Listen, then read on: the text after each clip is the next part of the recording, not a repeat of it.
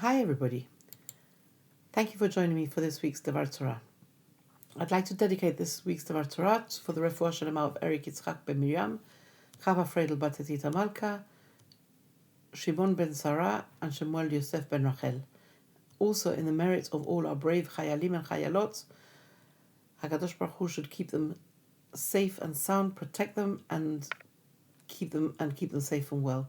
And lehavdil ben Chaim lechaim, given that it's just been Yom HaShoah and Yom HaZikaron in Israel, to the souls of my husband's grandparents, Malka and Menachem Gubi aleihem shalom, and my cousin Marta Wise aleiha shalom, all incredible Holocaust survivors, but who were never victims. Now, as I mentioned last week, even though Iyar we always think about it as the quiet month, because there's no festivals, there are no fasts, and we think nothing's happening, and yet it's all happening. We're counting the Omer in preparation for receiving the Torah at Har Sinai. We're fast approaching Shavuot, so we're preparing for that. We're working through the different aspects of our character to perfect ourselves before then. And in Israel, this week has been Yom HaZikaron, Memorial Day or Remembrance Day, and Yom Ha'atzmaut, Independence Day. So we go from one emotion of being very sad on Yom HaZikaron to very happy on Yom Ha'atzmaut. Also this week in synagogue on Shabbat, we shall again be reading two portions. The first of this week's parashiot is AchareMot, which details the Yom Kippur service and our obligation to keep Yom Kippur, and it also details all the forbidden relationships. The second of the parashiot this week is Kedoshim, and this reiterates our obligation to be kadosh, holy. Why? Because Hashem told us so. It also comprises an extensive list of interpersonal laws, mitzvot ben adam lechavero, and you know how much I love those, right? So this is interesting because we would imagine that in order to achieve holiness, one would have to remove themselves from the scourge, so to speak, of the material world and other people. And yet we're taught again and again that in order to be holy according to the Torah means getting involved in the world, and especially with people, with other people. In fact, the first chapter of Parashat Kedoshim, remember this means holy, Kedoshim means holy. The first chapter of this parasha contains two of the most powerful of all commandments. They're so powerful that other religions use them in different iterations as if they were their own. The first one is love your neighbor as yourself. I am the Lord. And the second is when a stranger comes to live in your land, do not mistreat him. Treat the stranger the way you would treat your native born.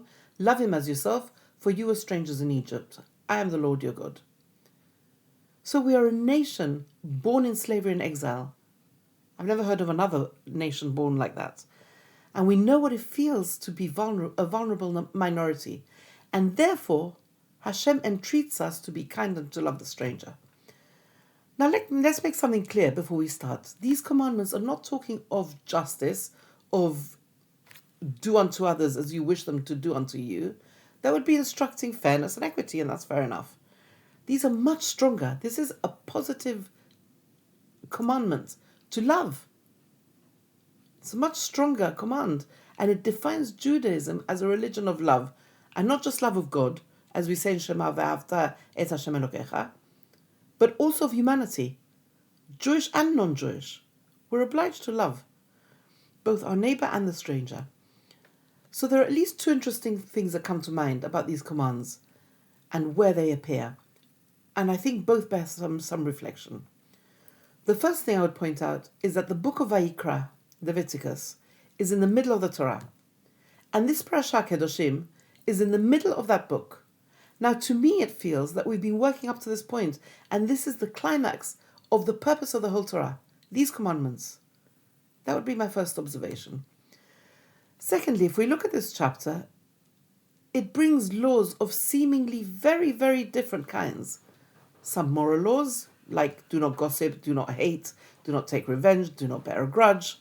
All those are in this parasha. Others about social justice, such as leaving parts of the harvest for the poor, not perverting justice, not withholding wages, not using false weights or measures. And there are further laws which seem to be completely unrelated, such as not crossbreeding livestock, not wearing garments of wool and linen mixed, what we call shatnez, not planting a field with mixed seeds, not eating the fruit of the first 3 years, not to eat blood, not to practice divination, not to perform self-laceration. Now, at first glance, these laws seem to have nothing to do with one another. And yet it seems that the Torah is telling us otherwise. They do have something in common. Rabbi Sachs, Zecher Tzadik Livracha, points out that these laws are all about orders, about limits, about boundaries. They seem to be telling us that this world has an underlying structure whose integrity must be honored. Whether you're destroying a relationship between people or disrespecting the integrity of nature, of the environment, both lead to disaster and chaos. When order is observed and preserved, we become co-creators in the sacred harmony and integrated diversity that the Torah calls holy. And this is what the opening chapter of Parashat Kedoshim is about. Clear rules that create and sustain social order. That is where real love is. As Rabbi Sachs states, without order, love merely adds to the chaos. Misplaced love can lead to parental neglect, producing spoiled children with a sense of entitlement who are destined for an unhappy, unsuccessful, unfulfilled adult life. Unfortunately, to the child's detriment.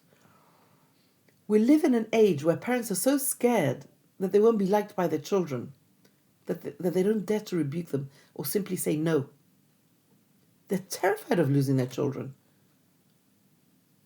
As a result, they produce children who are immensely entitled and indulged. But more importantly, they're immensely unprepared for a world that won't bend to their wishes. For a child to feel secure and be secure and prepared for the world, a child needs to be brought up with rules, with principles of discipline, and even the possibility of punishment, so that they can mature, socially developed, and psychologically stable. Now, we discussed last week that in the first week of the Omer, we're working through the characteristic of chesed, of loving kindness, of boundless love, of generosity of spirit, of looking positively at the other, and non-judgmentalism. In the second week, we work through gevurah, strength, discipline. And as I said last week, boundless loving kindness on its own is not enough. It's not a Jewish idea. Loving kindness on its own is not enough. And that's a very Jewish idea. There must be boundaries to that loving kindness. You can't have endless loving kindness. That leads to ruin too. So the limit on that comes in the form of gevurah, this discipline, this strength to have boundaries with that. And this third week, we work through the characteristic of tiferet, harmony, balance. Too much love can be bad, too much loving kindness can be bad, but then too much order can be bad too. Too much restriction, too much boundary can be bad too. Too little of both is also no good. So this week we work on the harmony between them, so that both we and the world around us remain balanced in a state of holiness that is achieved through love, but within a framework. This parasha combines moral, political, economic, and environmental laws, which make a statement of the order we're supposed to be putting in the world. However, it also humanizes that order through love, the love of both the neighbor and the stranger. Shabbat Shalom from the Kol Megadim team.